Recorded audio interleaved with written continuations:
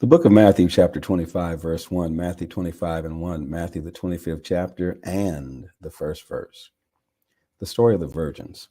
God's kingdom is like 10 young virgins who took oil lamps and went out to greet the bridegroom. 5 were silly and 5 were smart. The silly virgins took lamps but no extra oil. The smart virgins took jars of oil to feed their lamps. The bridegroom didn't show up when they expected him, and they all fell asleep. In the middle of the night, someone yelled out, "He's here! The bridegroom's here! Go out and greet him." The 10 virgins got up and got their lamps ready. The silly virgins said to the smart ones, "Our lamps are going out. Lend us some of your oil." They answered, "There might not be enough to go around. Go buy your own." They did, but while they were out buying oil, the bridegroom arrived. When everyone who was there to greet him had gone into the wedding feast, the door was locked. Much later, the other virgins, the silly ones, showed up and knocked on the door, saying, "Master, we're here. Let us in." He answered, "Do I know you? I don't think I know you. So stay alert. You have no idea when he might arrive." The story about investment. It's also like a man going off on an extended trip. He called his servants together and delegated responsibilities. To one, he gave $5,000, to another 2,000, to a third 1,000, depending on their abilities. Then he left. Right off, the first servant went to work and doubled his master's investment. The second did the same. But the man with the single thousand dug a hole and carefully buried his master's money. After long absence, the master of those 3 servants came back and settled up with them. The one given $5,000 showed him how he had doubled his investment. The master commended him. "Good work. You did your job well. From now on, be my partner."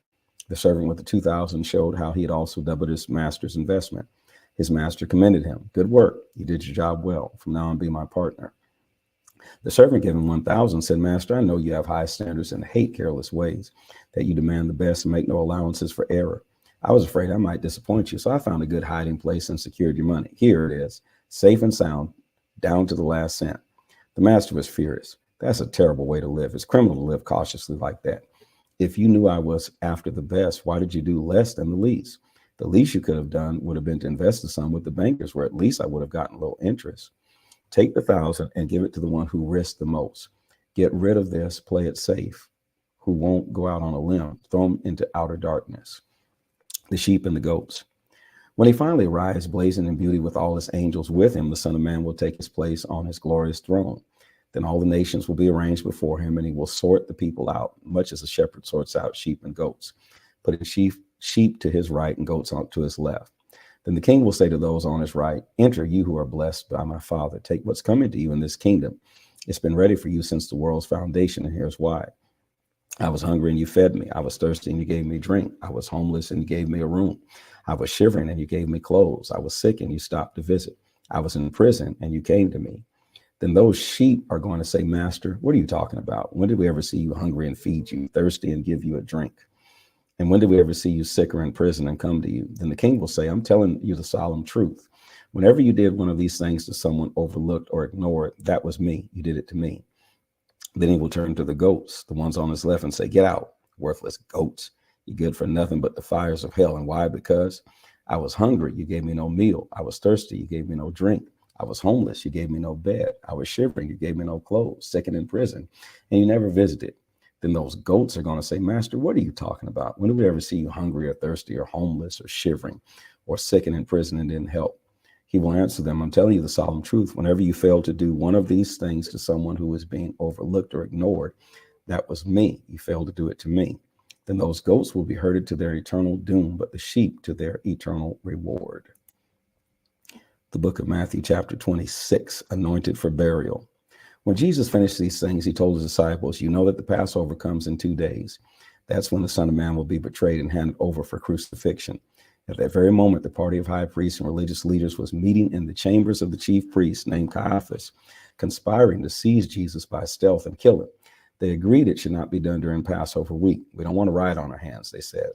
When Jesus was at Bethany, a guest of Simon the leper, a woman came up to him as he was eating dinner and anointed him with a bottle of very expensive perfume.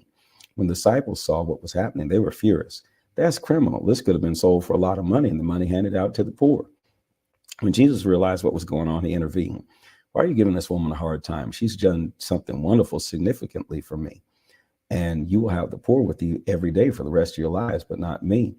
When she poured this perfume on my body, what she really did was anoint me for burial. You can be sure that wherever in the whole world the message is preached, what she has done is going to be remembered and admired." That is when one of the 12, the one named Judas Iscariot, went to the cabal of high priests and said, "What will you give me if I hand him over to you?" They settled on 30 pieces of silver. He began looking for just the right moment to hand him over, the traitor. On the first of the days of unleavened bread, the disciples came to Jesus and said, "Where do you want us to prepare your Passover meal?" He said, "Enter the city, go up to a certain man and say, 'The teacher says, my time is near. I and my disciples plan to celebrate the Passover meal at your house.'" The disciples followed Jesus' instructions to the letter and prepared the Passover meal. After sunset, he and the 12 were sitting around the table. During the meal, he said, "I have something hard but important to say to you. One of you is going to hand me over to the conspirators." They were stunned and began to ask one after another, "It isn't me, is it, Master?" Jesus answered, "The one who hands me over is someone I eat with daily, one who passes me food at the table. In one sense, the Son of Man is entering into a way of treachery, well marked by the scriptures. No surprises here. In another sense, that man who turns him in turns traitor to the Son of Man. Better never to have been born than to do this."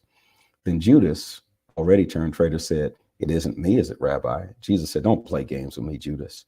The bread and the cup. During the meal, Jesus took and blessed bread and broke it and gave it to his disciples. "Take, eat. This is my body." Taking the cup and thanking God, he gave it to them. "Drink this, all of you. This is my blood, God's new covenant poured out for many people for the forgiveness of sins. I'll not be drinking wine from this cup again until the new day when I'll drink it with you in the kingdom of my Father." They sang a hymn and went directly to Mount Olives, Gethsemane. Then Jesus told them, "Before the night's over, you're going to fall to pieces because of what happens to me. There's a scripture that says, 'I'll strike the shepherd dazed and confused, and the sheep will be scattered.' But after I'm raised up, I, your shepherd, will go ahead of you, leading the way to Galilee." Peter broke in, "Even if everyone falls to pieces on account of you, I won't." "Don't be so sure," Jesus said. "This very night before the rooster crows up the dawn, you will deny me 3 times. Peter protested, If I have to die with you, I would never deny you." All the others said the same thing. Then Jesus went with them to a garden called Gethsemane and told his disciples, "Stay here while I go over there and pray." Taking along Peter and the 2 sons of Zebedee, he plunged into an agonizing sorrow. Then he said, "This sorrow is crushing my life out. Stay here and keep vigil with me." Going a little ahead, he fell on his face, praying, "My Father, if there's any way, get me out of this. But please, not what I want. What do you want?" When he came to his disciples, he found them sound asleep. He said to Peter, "Can't you stick it out with me a single hour? Stay alert, be in prayer so that you don't wander into temptation, without even knowing you're in danger. This is a part of you that is eager, ready for anything in God. There is a part of you that is eager, ready for anything in God, but there's another part that's as lazy as an old dog sleeping by the fire." I ain't read that before. All right. He then left them a second time. A lazy dog by the fire. Okay. He then left them a second time. Again, he prayed, "My Father, there's no other way than this, drinking this cup to the dregs. I'm ready. Do it your way." When he came back, he again found them sound asleep. They simply couldn't keep their eyes open. This time he let them sleep on and went back a third time to pray, going over the same ground one last time. When he came back the next time, he said, "Are you going to sleep on and make a night of it? My time is up. The Son of Man is about to be handed over to the hands of sinners. Get up, let's go, and my betrayer is here." The words were barely out of his mouth when Judas, the one from the 12, showed up, and with him a gang of high priests and religious leaders brandishing swords and clubs. The betrayer had worked out a sign with them. "The one I kissed, that's the one. Seize him." He went straight to Jesus, greeted him. "How are you, Rabbi?" and kissed him. Jesus said, "Friend, why this charade?" Then they came on him, grabbed him and roughed him up. One of those with Jesus pulled a sword, taking a swing at the chief priest's servant, cut off his ear. Jesus said, "Put your sword where it belongs. All who use swords are destroyed by swords. Don't you realize that I'm able right now to call to my Father and 12 companies more if I want of them of fighting angels would be here battle ready? But if I did that, how would the scriptures come true that say this is the way it is to be?" Then Jesus addressed the mob. "What is this, coming out after me with swords and clubs as if I were a dangerous criminal? Day after day I've been sitting in the temple teaching, and you never so much as lifted a hand against me. You've done it this way to confirm and fulfill the prophetic writings." Then all the disciples cut and ran. False charges. The gang that had seized Jesus led him before Caiaphas, the chief priest, where the religious scholars and leaders had assembled. Peter followed at a safe distance until they got to the chief priest's courtyard. Then he slipped in and mingled with the servants, watching to see how things would turn out. The high priest, conspiring with the Jewish council, tried to cook up charges against Jesus in order to sentence him to death.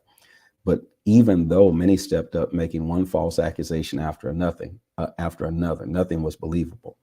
Finally, two men came forward with this. He said, I can tear down this temple and after 3 days rebuild it. The chief priest stood up and said, what do you have to say to the accusation? Jesus kept silent.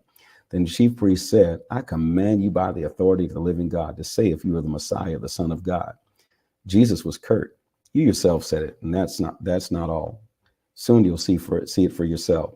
The Son of Man seated at the right hand of the Mighty One, arriving on the clouds of heaven. At that, the chief priest lost his temper, ripping his robes, yelling, he's blasphemed. Why do we need witness to accuse him? You all heard him blaspheme. Are you going to stand for such blasphemy? They all said, death. That seals his sentence, death, his death sentence.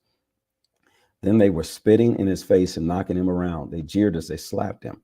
Prophesy, Messiah, who hit you that time? Denial in the courtyard. All this time, Peter was sitting out in the courtyard. One servant girl came up and said to him, you were with Jesus, the Galilean. In front of everybody there, he denied it. I don't know what you're talking about.